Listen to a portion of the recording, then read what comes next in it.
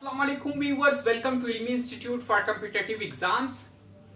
Political science के lecture में हमने आज डेमोक्रेसी को स्टडी करना है। ठीक कि डेमोक्रेसी किसे कहते हैं।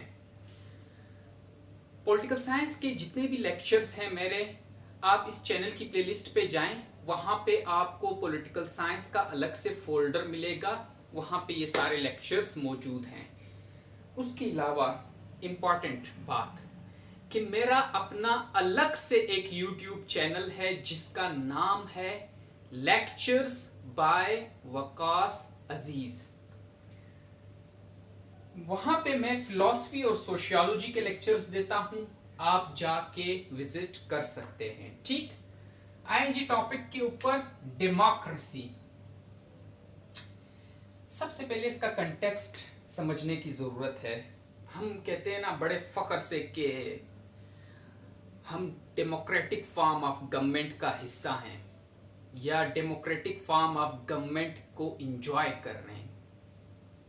कहां से आया ये कंसेप्ट, किस तरह बिल्ड हुआ ये कंसेप्ट डेमोक्रेसी का, देखें जरा कंटेक्स्ट को। मोनार्की प्रिमिटिव टाइम्स में, शुरू के टाइम्स में मोनार्की का कंसेप्ट था, बादशाहत का निजाम था। बादशाह होता था, बड़ी रियासत होती थी उसकी, और वो जो उसके मासेस होते थे, लोग होते थे, बादशाह उन सब को रूल करता था। फिर बादशाह जब कोई बात कहता था वो कमांड होती थी, लोगों को मानना होता था। ठीक, तो ये कह सकते हैं कि बादशाह अपनी विल इंपोज कर देता था लोगों के ऊपर, उसकी अपनी जो मर्जी थी वो इंपोज कर देता था लोगों के ऊपर, और लोगों की विल का ख्याल नहीं रखता था कि लोगों की क्या मर्जी है। ठीक, इसी तरह हमने कई जगहों पे आपने सुना भी होगा, पढ़ा भी होगा कि बादशाह जो है उसने अपने स्टेट का जितना खजाना था वो अपनी अयाशी में उड़ा दिया। ठीक, बेवजह जंगें लड़ता था। ठीक है, वॉर्स होती थी, फाइट्स होती थी। ठीक, उसके अलावा दूसरों के थ्रोन्स के ऊपर कब्जा करने के लिए ठीक एक आर्मी बनाते थे जिनमें सिविलियंस को जबरदस्ती घुसाया हुआ होता था। ठीक, तो ये सिस्टम था मोनार्की का। अब ऐसे सिस्टम में भी सीड्स उग रहे थे, एक ख्वाहिश आ रही थी लोगों के अंदर कि हम क्यों बादशाह की विल को फॉलो करें, हम क्यों ना अपनी विल को फॉलो करें। हम पे बादशाह विल इंपोज कर देता है, तो हमारी विल का क्या, जो हमारी मर्जी है उसका क्या। ठीक, ग्रीक सिटी स्टेट्स, ये राउंड अबाउट 5 BC की मैं बात कर रहा हूं, एथेंस की एक ग्रीक सिटी स्टेट है।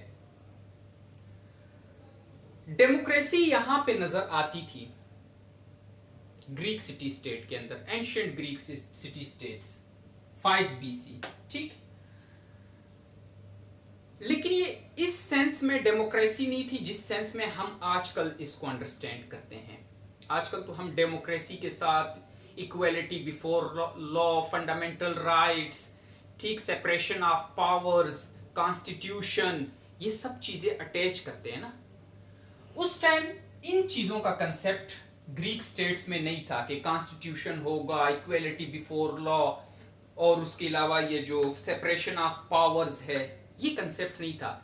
लेकिन फिर भी डेमोक्रेसी कहा जाता था इन ग्रीक सिटी स्टेट्स के अंदर।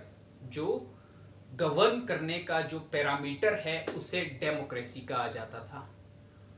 क्यों?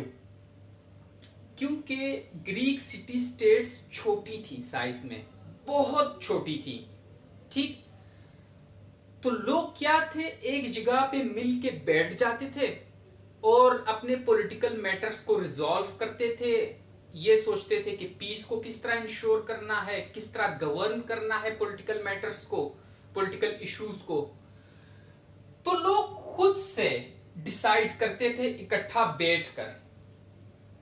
कोई एज सच कोई गवर्नमेंट नहीं थी इलेक्टेड रिप्रेजेंटेटिव्स नहीं थे, बल्कि हर आदमी पॉलिटिशियन था। तो उस टाइम वहां पे जो ये सिस्टम था ग्रीक सिटी स्टेट्स के अंदर, उसको भी डेमोक्रेसी कहा जाता है। ठीक, अब देखें मोनार्की में जनरल विल, जो विल ऑफ द पीपल है, उसकी कोई वैल्यू नहीं थी, और लोग चाहते थे कि हमारी विल की वैल्यू हो। ग्रीक सिटी स्टेट्स के अंदर डेमोक्रेसी तो है, लेकिन बहुत एक लिमिटेड सा कंसेप्ट है। सेपरेशन ऑफ पावर्स, कॉन्स्टिट्यूशन, ये सब कुछ बीच में नहीं है। ठीक, फिर एक इवेंट आता है फ्रेंच रेवोल्यूशन का 1869 में। इस इवेंट को लैंडमार्क कहा जाता है, जहां से डेमोक्रेसी को पूरी दुनिया में फेम मिला। ठीक, अब फ्रेंच रेवोल्यूशन में भी वही बात थी, बादशाह था, फ्रेंच मोनार्क था, अपने लोगों की विल का ख्याल नहीं रखता था। ठीक, जो लोगों से टैक्स वसूल किया जाता था उसको बादशाह अपनी अयाशियों में उड़ा देता था, लड़ाइयां लड़ता था। ठीक, तो लोगों के, जो मैंने आपको पहले भी कहा, एक सीड्स जन्म लेते हैं, लोगों की एक ख्वाहिश होती है कि भाई हमारी विल का ख्याल रखा जाए। अब हालात उस क्रिटिकल स्टेज तक पहुंच चुके थे कि लोगों ने रिवॉल्ट किया। ठीक, रेवोल्यूशन लाए, ब्लडी रेवोल्यूशन लाए अपने बादशाह के अगेंस्ट, उसके मोनार्कियल सेटअप के अगेंस्ट। ठीक, समझ आई? 1869 में जब फ्रेंच रेवोल्यूशन आया तो जाहिर है लोगों से ये डिमांड तो पूछी गई कि क्या चाहते हो तुम। तो वो कहते थे हमें कॉन्स्टिट्यूशनल गवर्नमेंट चाहिए। अब ये है डेमोक्रेटिक गवर्नमेंट, जहां पे फिर फिलोसफर्स ने अपना रोल अदा किया इस फ्रेंच रेवोल्यूशन के अंदर। मॉन्टेस्क्यू कहता था सेपरेशन ऑफ पावर्स हो, लेजिस्लेचर, एग्जेक्टिव, जुडिशरी, इनके दरमियान में पावर्स को डिस्ट्रीब्यूट करो। ठीक, अब एक फ्रेमवर्क डेमोक्रेसी का हमारे सामने आ रहा है फ्रेंच रेवोल्यूशन में। उससे पहले वेग है कंसेप्ट, फ्रेंच रेवोल्यूशन के बाद ये कंसेप्ट डेवलप हुआ डेमोक्रेसी का। ठीक, डेमोक्रेटिक फॉर्म ऑफ गवर्नमेंट का, जिसमें हमने कहा equality before law, written constitution हो।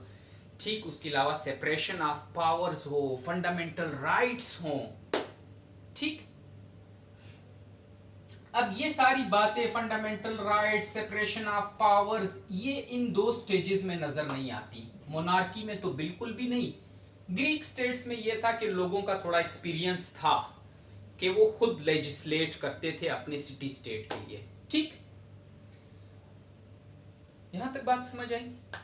तो डेमोक्रेसी इमर्ज हुआ किस कंटेक्स्ट में? सेल्फ रूल के कंटेक्स्ट में। ठीक, लोग चाहते थे कि वो खुद सॉवरन हो, खुद अथॉरिटी हो। ठीक, यहां पे भी एक इसकी डेफिनेशन जरा देखें, एक बहुत ही कंप्रिहेंसिव डेफिनेशन है, इसको अंडरस्टैंड करें। A form of government, democracy a form of government, एक फॉर्म है गवर्नमेंट की, that empowers the people to exercise political control। people को ये अथॉरिटी दी कि वो पॉलिटिकल कंट्रोल, ठीक, इस पावर को एक्सरसाइज कर सकें। Limits the power of the head of state, और जो हेड ऑफ स्टेट है उसकी पावर्स को लिमिट किया गया। क्यों? इसलिए क्योंकि हेड ऑफ स्टेट के ऊपर अगर लिमिटेशंस ना हो तो वो अपनी विल को इंपोज करता है लोगों के ऊपर, इसलिए उसकी पावर्स को लिमिट किया गया, लिमिटाइज किया गया।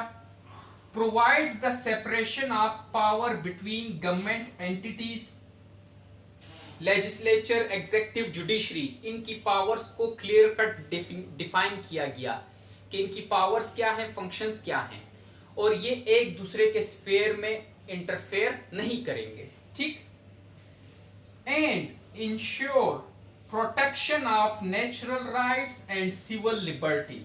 ठीक, के नेचुरल राइट्स जो हैं, हमारे जो फंडामेंटल राइट्स हैं, उनको सिक्योर करे। अब नेचुरल राइट्स में right to freedom, right to life, right to property आता है नेचुरल राइट्स में। ठीक, और फिर जब हम फंडामेंटल राइट्स की बात करते हैं तो ये तीन तो आते हैं, लेकिन साथ में वक्त के साथ साथ ये राइट्स डेवलप होते रहे। जैसे वक्त के साथ साथ एजुकेशन का कंसेप्ट आया तो बीच में राइट टू एजुकेशन इंक्लूड हो गया।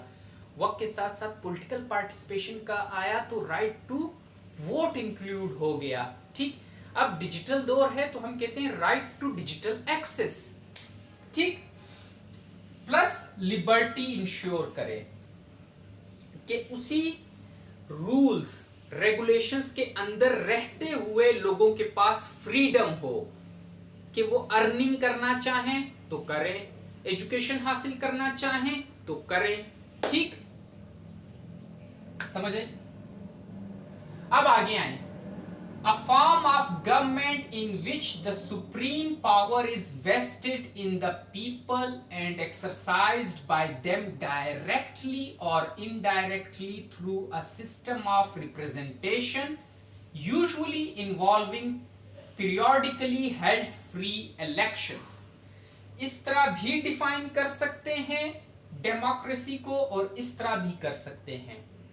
ठीक, a form of government in which the supreme power is vested in the people। supreme power people के पास है क्योंकि people गवर्नमेंट ऑफिशियल्स को इलेक्ट करते हैं, भेजते हैं असेंबलीज के अंदर, और अगर वही रिप्रेजेंटेटिव्स अपना फंक्शन सही परफॉर्म नहीं करते तो उन्हें फिर वोट ऑफ नो कॉन्फिडेंस के थ्रू नीचे फेंक दिया जाता है।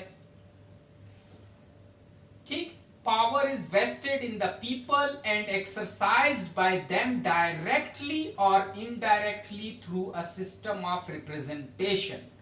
या तो वो डायरेक्टली इन्वॉल्व होते हैं, जो पॉलिटिकल मैटर्स होते हैं, डिसीजंस होते हैं, या कोई लेजिस्लेशन करनी हो, या फिर इनडायरेक्टली इन्वॉल्व होते हैं through a system of representation के अपने स्पेसिफिक बंदों को इलेक्ट करके भेज देते हैं, और फिर वो जो ऑफिशियल्स हैं जिन्हें भेजा है वो इन्हीं लोगों की नुमाइंदगी करते हैं वहां पे।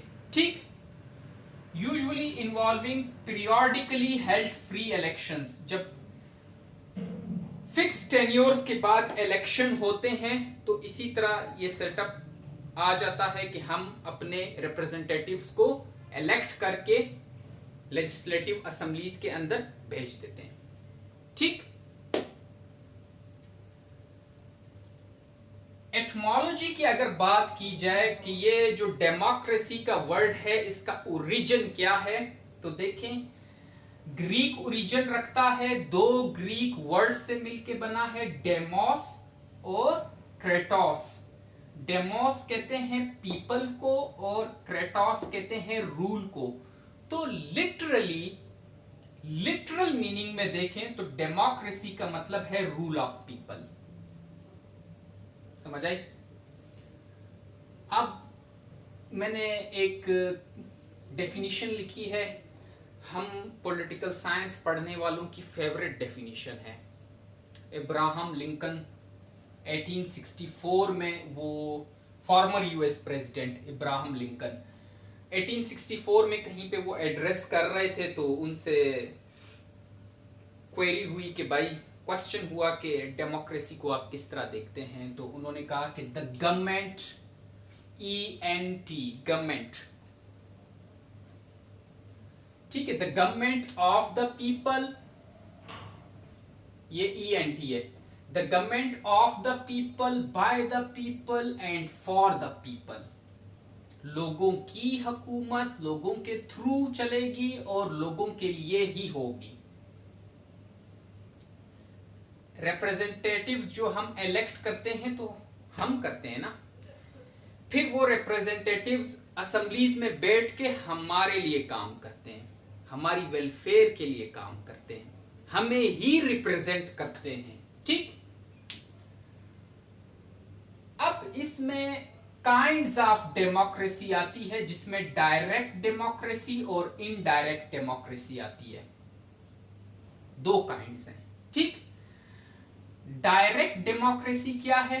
एंशियंट ग्रीस के अंदर राउंड अबाउट 5 BCE, जहां पे स्मॉल सिटी स्टेट्स होती थी, बहुत छोटी छोटी स्टेट्स होती थी, वहां पे people directly take part in legislation. जो मैंने यहां पे आपको बात बताई कि लोग खुद से मिलकर एक जगह पे बैठ के पॉलिटिकल मैटर्स को रिजॉल्व करते थे, लेजिस्लेट करते थे, कानून बनाते थे।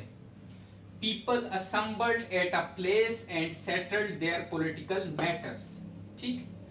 अब ये एंशियंट ग्रीक्स में तो चलो स्मॉल सिटी स्टेट्स थी, वहां पे तो ये कंसेप्ट डायरेक्ट डेमोक्रेसी का चल रहा था और सक्सेसफुल भी था, लेकिन इसमें कमियां तो थी ना। यहां पे कॉन्स्टिट्यूशन की बात नहीं थी, सेपरेशन ऑफ पावर्स की बात नहीं थी, फंडामेंटल राइट्स की बात नहीं थी, ठीक।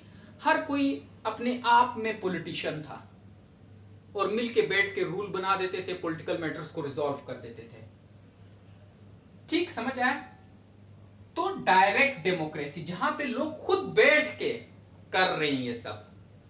अब स्मॉल सिटी स्टेट्स में तो पॉसिबल है। अब एक गांव की आप बात करें, स्मॉल सिटी स्टेट की, यही लोगों की तादाद होगी जो एक गांव में होती थी, गांव में होती है आजकल। गांव के लोग इकट्ठा बैठ जाएं और अपने गांव के लिए कोई पॉलिटिकल इश्यूज वगैरह रिजॉल्व कर दें, ठीक। ये डायरेक्ट डेमोक्रेसी है। इनडायरेक्ट डेमोक्रेसी अब मॉडर्न स्टेट्स का कंसेप्ट है। कितनी ह्यूज पॉपुलेशन है, ठीक। किसी भी कंट्री की आप उठा लें, कोई किस कोने में पड़ा है, कोई किस कोने में पड़ा है। अब उन सबको आप इकट्ठा करके एक जगह पे बिठा के लेजिस्लेशन कर सकते हैं? कभी भी नहीं कर सकते, इन सारे लोगों को। तो फिर वहां पे इनडायरेक्ट डेमोक्रेसी काम आती है, जिसे रिप्रेजेंटेटिव डेमोक्रेसी कहा जाता है। मॉडर्न स्टेट्स के अंदर है, जहां पे ह्यूज पॉपुलेशन है। लोग क्या करते हैं मॉडर्न स्टेट्स के अंदर? इनडायरेक्ट डेमोक्रेसी होती है, पीपल इलेक्ट देयर रिप्रेजेंटेटिव्स, अपने रिप्रेजेंटेटिव्स को इलेक्ट करते हैं। हर इलाके से एक एक रिप्रेजेंटेटिव आ जाता है और फिर वो representatives then legislate for the welfare of people. लोगों की वेलफेयर के लिए फिर लेजिस्लेटिव असेंबली के अंदर बैठकर लेजिस्लेट करते हैं, कानून साजी करते हैं, गवर्नमेंट के अफेयर्स को चलाते हैं। रिप्रेजेंटेटिव्स और आंसरेबल टू पीपल, और यही रिप्रेजेंटेटिव्स आंसरेबल हैं, हमें जवाबदेह हैं। ये अगर गलत करेंगे तो हम प्रोटेस्ट करेंगे कि हमने आपको इलेक्ट किया और आप हमारे ही वेलफेयर के बारे में नहीं सोच रहे, ठीक। अब इस इनडायरेक्ट डेमोक्रेसी के अंदर डायरेक्ट डेमोक्रेसी का टच भी हमें नजर आता है। किस तरह? कई दफा ऐसे होते हैं, कोई नेशनल इशू आ जाता है, मैटर आ जाता है, जहां पे रेफरेंडम कराया जाता है मुल्क के अंदर, ठीक, और लोगों की राय ली जाती है। अब रेफरेंडम में भी वोट ही हम कास्ट करते हैं, लेकिन आपके सामने एक इशू आता है और आपको उस इशू के ऊपर वोट करना होता है कि क्या ये लॉ की हम इजाजत दे सकते हैं या नहीं दे सकते। यस और नो में रेफरेंडम होता है। इधर आप यस को क्लिक करेंगे या नो को करेंगे, और ये सबके लिए होता है। जिस तरह इलेक्शन हो, सब जाके वोट कास्ट करते हैं ना, रेफरेंडम भी इसी तरह के, सब जाके यस या नो इनमें से किसी एक ऑप्शन को सिलेक्ट करके आ जाते हैं, रेफरेंडम। तो डायरेक्ट डेमोक्रेसी का टच है ये रेफरेंडम, कि आप सबको इन्वॉल्व कर रहे हो, जितनी भी सिटीजन्स हैं उस स्टेट के, उन सबको किसी एक पर्टिकुलर लॉ में इन्वॉल्व कर रहे हो, किसी एक इशू में इन्वॉल्व कर रहे हो, ठीक। ये समझ आया? इसके बाद जो अगली वीडियो है वो कैरेक्टरिस्टिक्स या उसे एसेंशियल कंडीशंस ऑफ डेमोक्रेसी के लिए उसके ऊपर है, ठीक। Thank you, Allah Hafiz.